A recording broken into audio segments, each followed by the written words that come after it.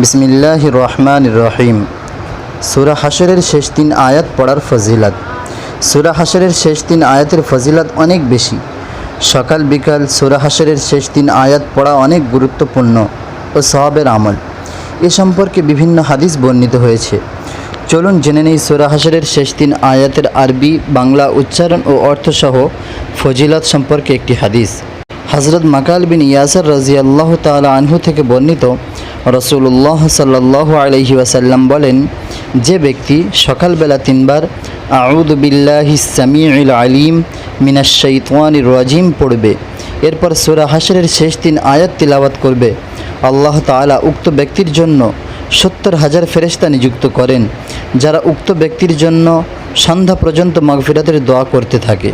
আর এ সময়ের মাঝে যদি লোকটি মারা যায় তাহলে সে শহীদের মৃত্যু লাভ করবে। আর যে ব্যক্তি এটি সন্ধ্যার সময় পড়বে তাহলে তার একই মর্যাদা রয়েছে। সুনানে তিরমিজি হাদিস নম্বর 3090, আবু দাউদ শরীফ হাদিস নম্বর 2922, মুসনাদ আহমদ হাদিস নম্বর 19795। সূরা হাশরের শেষ 3 আয়াত। হুয়াল্লাহুল্লাযী লা ইলাহা ইল্লা হু আলিমুল গায়বি ওয়াশ শাহাদাতি হুয়ার রাহমানুর রহিম। হুয়াল্লাহুল্লাযী লা ইলাহা ইল্লা হু আল মালিকুল কুদ্দুসুস সালামুল মুমিনুল মুহাইমিন আল-আজিজুল জব্বারুল মুতাকাব্বির সুবহানাল্লাহি আম্মা ইউশরিকুন। হুয়াল্লাহুল খালিকুল বারিউল মুসাউবিরু লাহুল আসমাউল হুসনা ইউসাব্বিহু লাহু মা ফিস সামাওয়াতি ওয়াল আরদ ওয়া হুয়াল আজিজুল হাকীম।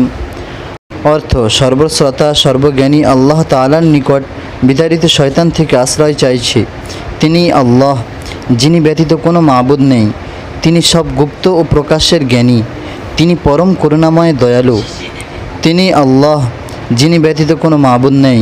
তিনি মহান বাদশাহ, অত্যন্ত পবিত্র, শান্তিদাতা, নিরাপত্তা বিধানকারী, রক্ষণাবেক্ষণকারী, সম্মানের অধিকারী, মহত্বের অধিকারী, গর্বকারী। মুশরিকদের শিরিক হতে আল্লাহ তাআলা পবিত্র। তিনি আল্লাহ সৃষ্টিকর্তা, সঠিকভাবে প্রস্তুতকারী, আকৃতি দানকারী। তাহার জন্য সুন্দর সুন্দর নাম রহিয়াছে। আসমানসমূহে ও জমিনে যাহা কিছু আছে সবই তাহার পবিত্রতা বর্ণনা করে এবং তিনি সম্মানের অধিকারী, মহান কৌশলী। আল্লাহ তাআলা আমাদের প্রত্যেককে সকাল ও সন্ধ্যায় সূরা হাশরের এই 3টি আয়াত পাঠ করার তৌফিক দান করুন। আমিন।